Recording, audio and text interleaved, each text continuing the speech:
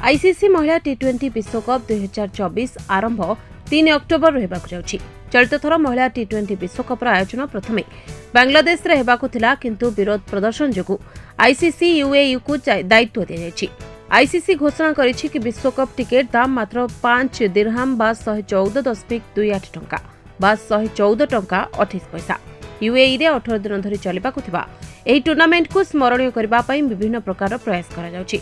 केमिति अधिक लोक मैच देखिबाकू आसिबे सेतिपई टिकेट दाम मध्य कम करा जाउछि।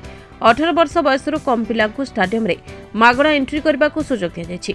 आईसीसी एक वीडियो जारी करी कहिछि, दुनियार सबुठारु उच्च बिल्डिंग बुर्ज खलीफा रे लेजर शो माध्यम रे आगामी विश्वकप को प्रमोट करा जिवो। एही संबंध रे आईसीसी रो सीईओ एक बयान जारी करी कहिसंती, एभली स्थान रे विश्वर समस्त देशरू प्रतिनिधि आसिबे। समस्त 10टी टीम पई विश्वकप स्मरणीय हेबो। महिला विश्वकप को फैंस को समर्थन मिलुछि, तेबे टिकेट मात्र 114 टंका रे मिलिबा नै मु बहुत खुशी।